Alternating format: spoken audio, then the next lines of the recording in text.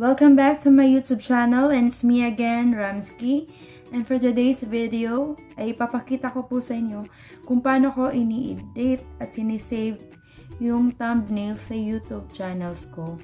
Since hindi po ako ganun ka-expert sa pag-i-edit katulad ng iba, may tinatawag po kasi tayo na may iba-ibang style sa pag-i-edit.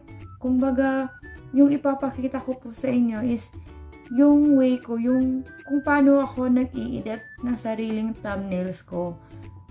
So, if you're interested, then please watch this video.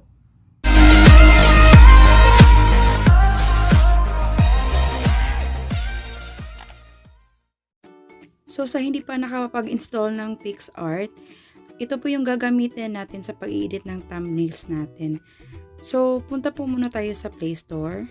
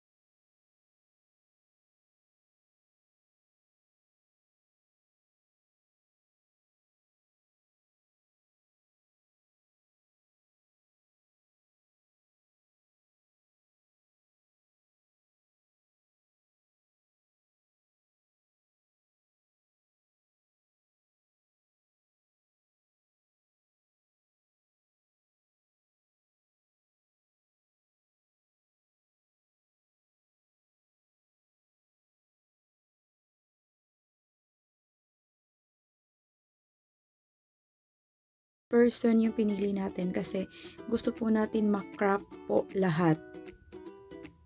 So, ayan. Sa nakikita nyo po, naka-highlight po siya na kulay red yung buong mukha natin. So, pwede nyo i-zoom in. Ganyan. Pag nag-zoom in kayo, makikita nyo dito kung may part pa na hindi siya naha-highlight. Yan yung purpose ng brush. Yan yung gagamitin natin. So, pag gumamit tayo ng erase, pwede tayong magbawas ng konti nung mga part na ayaw natin maisali sa pag-crop. So, sa akin, erase ko muna dito ng konti.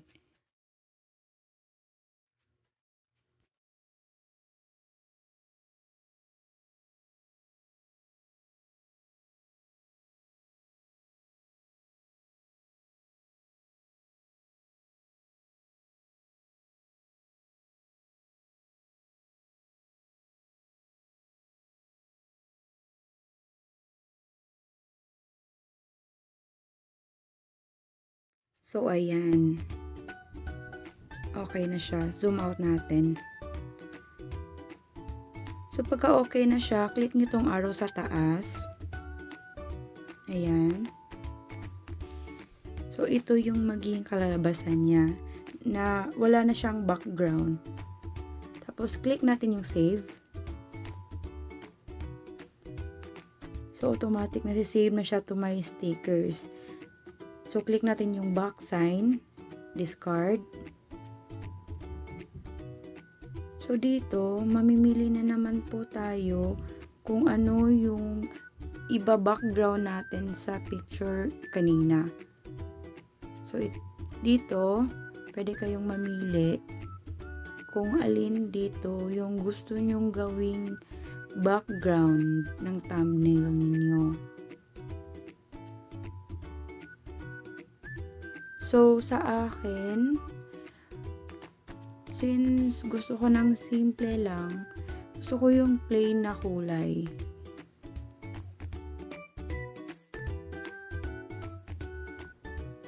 So, since sa akin, gusto ko na simple lang, ito ito yung pipiliin ko. So, pagka-open niya, first thing gagawin nyo is magka-crop po ulit tayo. So, punta po muna tayo sa tools.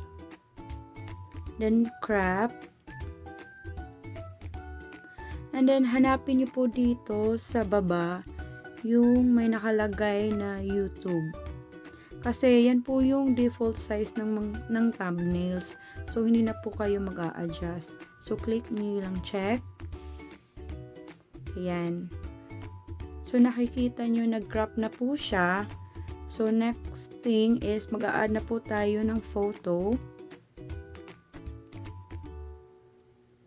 Hanapin lang po natin dito yung photo na inedit natin kanina na tinanggalan po natin ng background. Click add.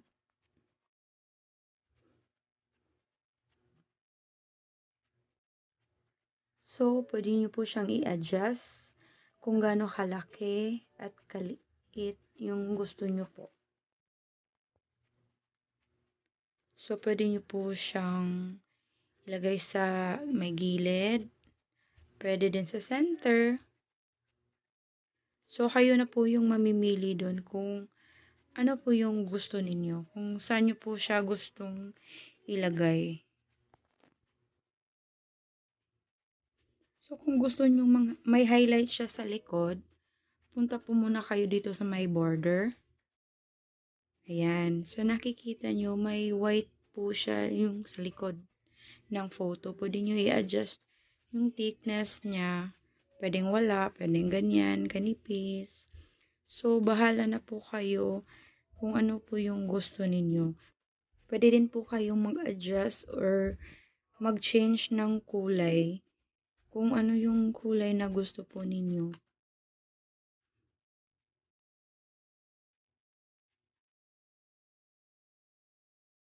So, since ako gusto ko lang yung simple, yung white yung pipiliin ko. Yan. So, adjust lang natin ng konti.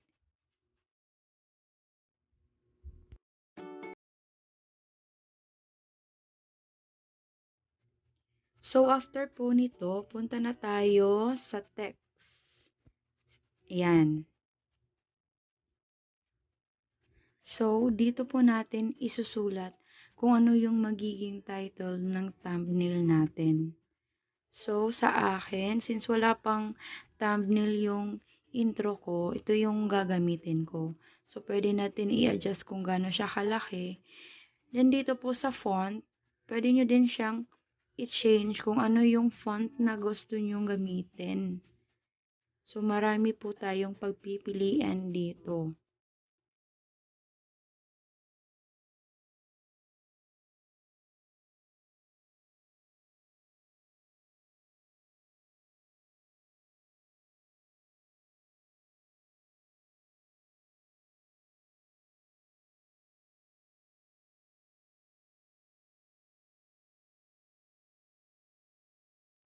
So, since sa akin, gusto ko po yung madaling mabasa ng mga tao.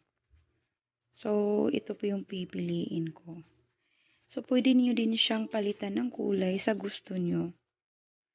May black, may red, may purple, may pink, may blue, may green, tsaka mint green. So, bahala na po kayo doon.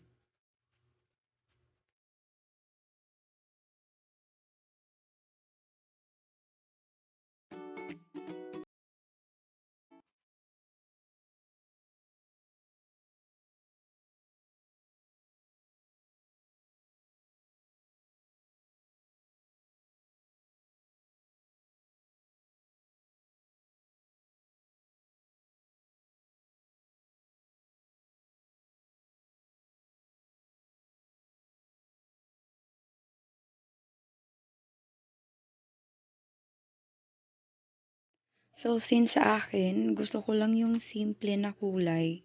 So, ito yung white na pipiliin ko. Tapos, punta din tayo sa stroke. Pwede nyo din siyang lagyan ng stroke. Kung ano yung, kung gaano siya kalaki, kanipis. I mean, kung gaano siya kakapal at kanipis. So, pwede nyo din siyang i-change ng kulay. Ayan. So, marami talagang pwedeng ma-explore po dito. So, explore lang po kayo. Since okay na po ito sa akin at gusto ko pong mag-add ng sticker, click nyo po ito. And then, marami po tayong mga sticker na pagpipilian. Pili lang po kayo dito kung alin dito yung gusto nyo. Since wala po dito yung gusto ko, search ko po dito yung YouTube logo.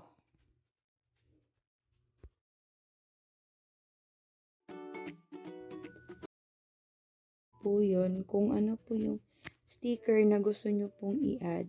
So, since ako gusto ko po yung YouTube logo, ito po yung napili ko. Pag wala po dito yung sticker na gusto nyo, pwede nyo po ulit type dun sa search bar kung ano yung sticker na gusto ninyo. So, since ako gusto ko ng YouTube logo, ito yung pipiliin ko.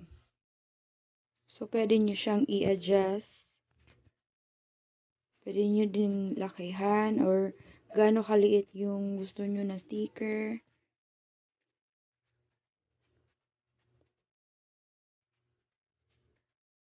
So, since okay na sa akin, click nyo lang yung check sa taas. Ayan. Since gusto ko mag-add ulit ng sticker, ayan. So, search ko lang dito ng subscribe button.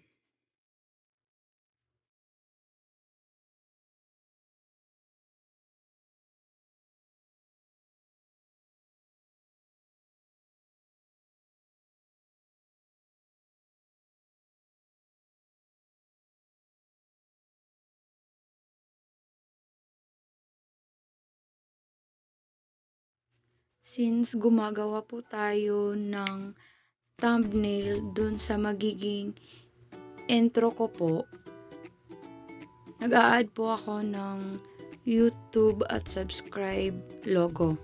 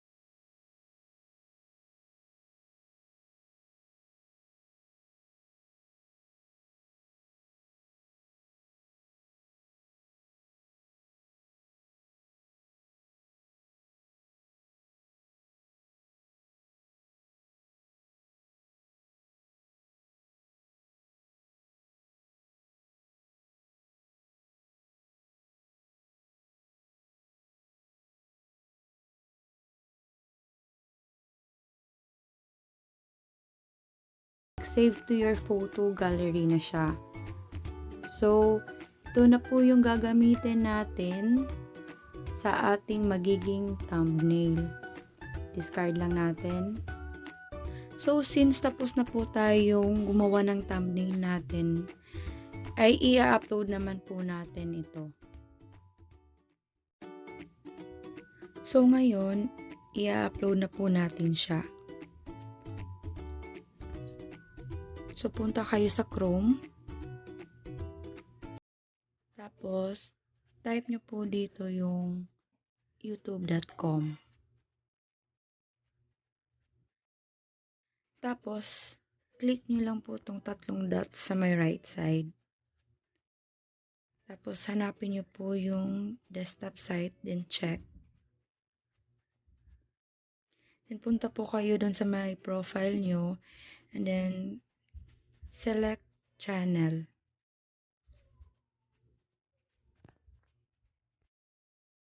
So, sa nakikita nyo po, wala pa itong thumbnail. Click nyo lang siya.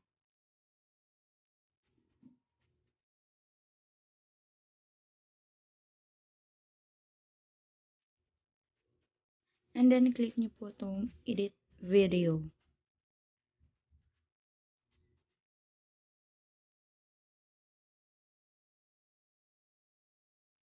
So, under po sa thumbnail section, click nyo lang po ito. And then, makikita nyo na po yung photo na inedit natin kanina. Or yung ginawa natin na thumbnail. And then, click save.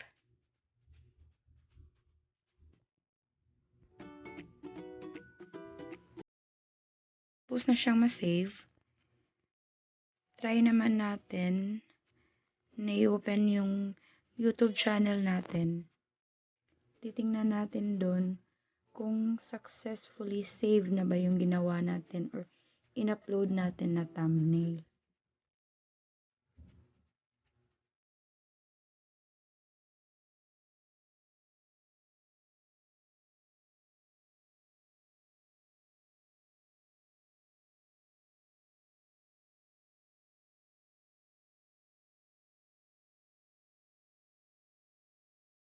So, ayan po siya. Sa nakikita nyo, successfully save na po yung thumbnail na ginawa natin kanina.